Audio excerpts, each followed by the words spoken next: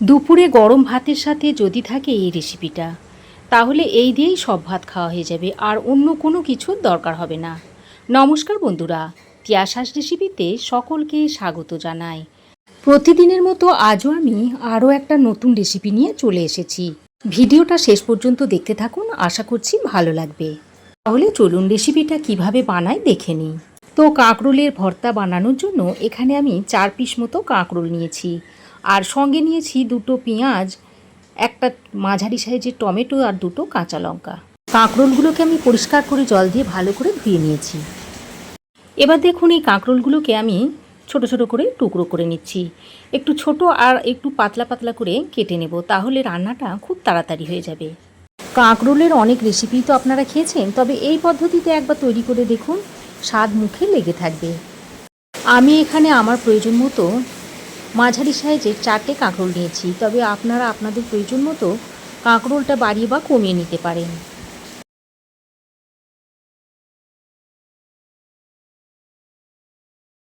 তো দেখুন একইভাবে সব কাঁকরোলগুলোকে আমি কেটে নিয়েছি। এবার কাঁকরোলগুলো কেটে নেওয়ার পর একটা প্লেটের মধ্যে কাঁকরোলগুলোকে তুলে রেখে দিচ্ছি। আর কাঁকরোলগুলো দেখুন ঠিক এই রকম একটু ছোট ছোট আর পাতলা করে কেটে নিয়েছি। আর যদি মনে করেন কাঁকরোলের বীজগুলো ফেলে দেবেন, তাহলে ফেলে দিতে পারেন। এবার কাঁকরোলটাকে এক সাইডে সরিয়ে রেখে এখন আমি পেঁয়াজ আর টমেটোটাকে কেটে নেব। আমি 4টে মাঝারি সাইজের কাঁকরোলের জন্য একটা মাঝারি সাইজের টমেটো নিয়েছি, আর এই কাঁকরোলের ভর্তার মধ্যে টমেটো দিলে খেতে বেশ ভালো হয়। আর এবার দেখুন আমি পেঁয়াজটাকে কেটে নিচ্ছি। পেঁয়াজটাকে একটু মোটা মোটা করে কেটে নিচ্ছি, তবে পেঁয়াজটা খুব বেশি কুচি কুচি করব না। এখানে আমি 2টো মাঝারি সাইজের পেঁয়াজ নিয়েছি, আর ভর্তার মধ্যে পেঁয়াজ যদি একটু লাল লাল করে ভেজে দেওয়া হয়, তাহলে ভর্তাটা পারফেক্টভাবে তৈরি হয়। তো দেখুন পেঁয়াজ আর টমেটোটাকে আমি কেটে নিয়েছি। এবার আমি কড়াই গরম করে দিয়ে দিচ্ছি সর্ষের তেল। আর এই ভর্তাটা যদি সর্ষের তেলে করা হয়, তাহলে খেতে খুবই ভালো হয়। এবার তেলটা ভালো করে গরম করে নিয়ে এর মধ্যে দিয়ে দিচ্ছি 1/2 চামচ পরিমাণ গোটা জিরে। এবার এই গোটা জিরেটাকে একটু ভালো করে ভেজে নিতে হবে। তো গোটা জিরেটাকে খুব ভালো করে ভেজে নিয়ে এখন আমি এর মধ্যে কেটে রাখা কাঁকরোলগুলো দিয়ে দিচ্ছি। এবার কাঁকরোলটা দিয়ে তেলের সঙ্গে ভালো করে নেড়ে চেড়ে মিশিয়ে নিচ্ছি। তারপরে কাঁকরোলটাকে এইভাবে একটু ঢাকা দিয়ে দিয়ে বেশ খানিকক্ষণ ভেজে নেব। তো ঢাকা দিয়ে আমি 3-4 মিনিট মতো ভেজে নিয়েছি। আর ঢাকা দেওয়ার ফলে যে স্টিমটা বেরিয়েছে, এই স্টিমটাতেই কাঁকরোলটা সেদ্ধ হয়ে যাবে। আমি নতুন করে জল দিয়ে আর কাঁকরোলটাকে সেদ্ধ করব না। এইভাবে ঢাকা দিয়ে দিয়ে কাঁকরোলটাকে আমি ভেজে নেব, আর এতেই সেদ্ধ হয়ে যাবে। আপনারা চাইলে জল দিয়েও এটাকে সেদ্ধ করে নিতে পারেন, তবে জল দিয়ে সেদ্ধ করা আর তেলে যদি এইভাবে ঢাকা দিয়ে দিয়ে ভেজে নেওয়া হয়, তাহলে সেই ভর্তার স্বাদ কিন্তু অন্যরকমই হয়। তো দেখুন কাঁকরোলটা বেশ সুন্দর ভাজা হয়ে গেছে। এবার আমি এর মধ্যে কেটে রাখা টমেটোটা দিয়ে দিচ্ছি। এখন এই টমেটোটা দিয়ে কাঁকরোলের সঙ্গে নেড়ে চেড়ে মিশিয়ে নিচ্ছি।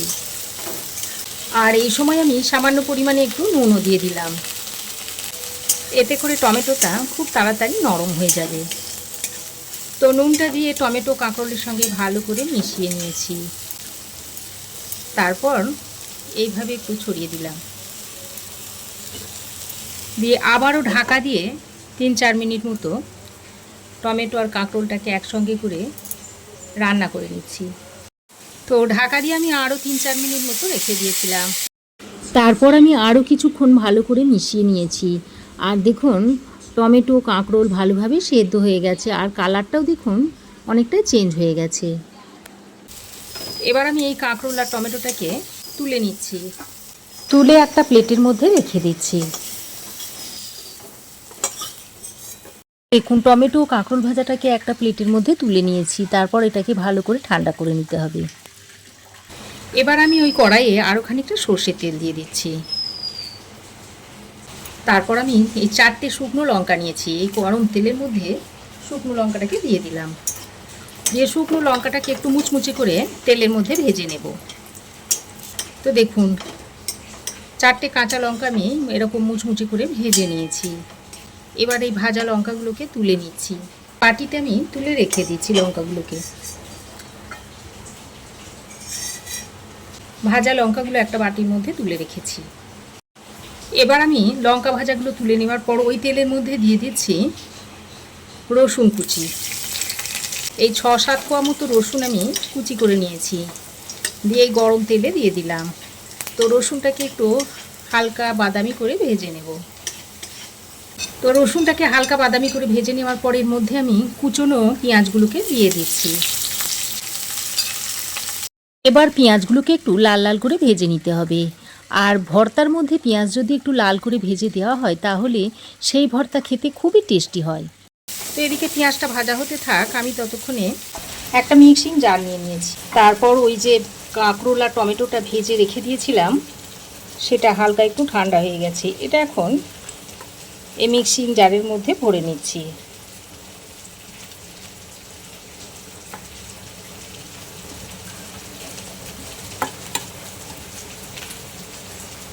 ওই যে লঙ্কা 4টে ভেজে রেখে দিয়েছিলাম তার মধ্যে থেকে দুটো আমি এখানে দিয়ে দিচ্ছি। আর এখানে নিয়েছি 1 মুঠো মতো রোস্টেড চিনেবাদাম, সেটা এর মধ্যে দিয়ে দিলাম। তারপর এটাকে একটু দানা দানা করে বেটে নেব। তো দেখুন, খুব মিহি করে বাড়বার দরকার নেই, এইরকম একটু দানা দানা করে বেটে নিলেই হবে। এদিকে দেখুন ততক্ষণে পেঁয়াজটা এরকম সোনালি করে ভাজা হয়ে গেছে। পেঁয়াজের মধ্যে একটা সোনালি কালার এসে গেছে। এবার আমি এর মধ্যে দুটো কাঁচা লঙ্কা এরা মাঝখান দিয়ে ভেঙে দিয়ে দিচ্ছি। আমি দুটো কাঁচা লঙ্কা দিয়েছি, আপনারা চাইলে এর থেকে বেশিও দিয়ে দিতে পারেন। কাঁচা লঙ্কাটা দিয়ে আবারও পেঁয়াজের সঙ্গে ভালো করে মিশিয়ে নিচ্ছি। আর ভর্তাতে এইরকম পেঁয়াজটা একটু লাল লাল করে ভেজে দেবেন, দেখবেন ভর্তাটা দেখতে সুন্দর লাগবে আর খেতে খুবই সুন্দর লাগবে। তো কাঁচা লঙ্কাটা দিয়ে পেঁয়াজের সঙ্গে আরও কিছুক্ষণ নেড়ে চেড়ে মিশিয়ে নিয়েছি। এবার আমি এই পেঁয়াজটাকে এক সাইডে এইভাবে সরিয়ে রাখছি। এবার ওই যে পেঁয়াজ থেকে যে তেলটা বেরিয়েছে ওই তেলের মধ্যে 1/2 চামচ পরিমাণ কালো জিরে দিয়ে দিলাম। কালো জিরেটাকে দিয়ে কয়েক সেকেন্ড ভেজে নিচ্ছি। তো কয়েক সেকেন্ড ভেজে নিয়ে এবার আমি এই পেঁয়াজের সঙ্গে ভালো করে মিশিয়ে নিচ্ছি। আর কালো জিরেটা ফোড়নের মধ্যেও দেওয়া যেত, কিন্তু এই সময় যদি কালো জিরেটা ফোড়নে দেওয়া হয় তাহলে এর গন্ধটা আরও ভালো হয়। এবার আমি ওই যে কাঁকরোলের পেস্টটা তৈরি করে রেখে দিয়েছি সেইটা এর মধ্যে দিয়ে দিচ্ছি। কাঁকরোলের পেস্টটা দিয়ে এবার পেঁয়াজের সঙ্গে ভালো করে মিশিয়ে নিচ্ছি। তো পেঁয়াজের সঙ্গে ভালো করে মিশিয়ে নিয়ে এবার আমি এর মধ্যে অল্প পরিমাণে একটু হলুদ গুঁড়ো দিয়ে দিলাম। আর আরও সামান্য পরিমাণে একটু নুন দিয়ে দিচ্ছি। আগেও আমি নুন দিয়েছি, সেই বুঝে নুনটা দিয়ে দিচ্ছি। এখন হলুদ গুঁড়ো আর নুনটা দিয়ে আবারও ভালো করে মিশিয়ে নিচ্ছি। এইবার আমি যে শুকনো লঙ্কাগুলো ভেজে রেখে দিয়েছিলাম দুটো আমি কাঁকরোলের পেস্টের মধ্যে দিয়েছি। আর এখন যে দুটো রয়েছে তার মধ্যে থেকে একটা আমি রেখে দিচ্ছি ডেকোরেশনের জন্য।